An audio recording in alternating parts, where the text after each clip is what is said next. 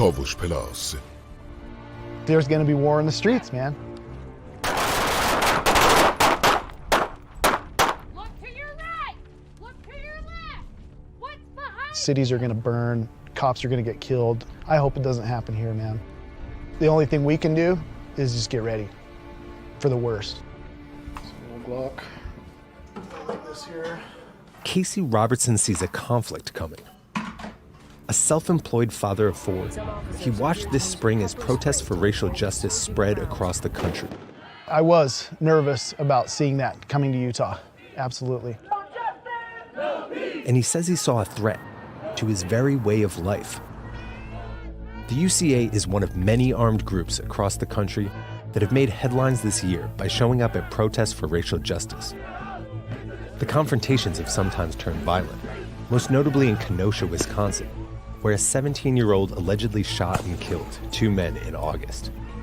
There has been real violence out of this movement just in recent months. Tensions boiling over as armed men faced off with counter-demonstrators. I mean, it's completely reasonable to be fearful of a bunch of white men carrying around long guns. This is essentially a far, far right conservative movement, conspiratorial movement, and sometimes very extreme. The original militia movement in modern America was created on a bedrock of racism and anti-Semitism.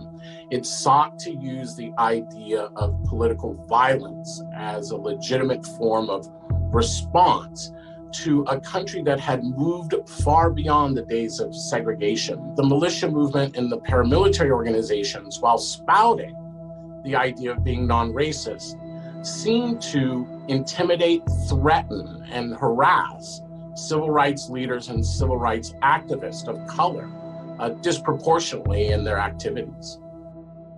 After racist posts on the UCA's group page, Facebook shut it down. Experts say more needs to be done. This is too little too late. The entire technology sector ignored the issue of hate speech and extremism on its platforms really until the Charlottesville riots in 2017. What is up, Facebook? Hey, we're back. We're back. But the UCA just got their fan page back, and they have their eyes on November 3rd. We'll be keeping an eye on our communities. So if there's any civil unrest or violence, then yes, we will respond and we'll be down there for that for sure. Our plan right now is completely reactionary. We will never strike first.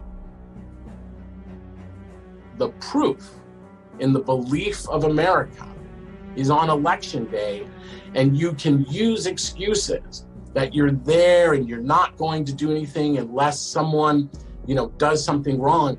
But you are not a law enforcement official. You do not get to judge what is the law. You can monitor, you can report, you can weigh in, but no one needs a weapon.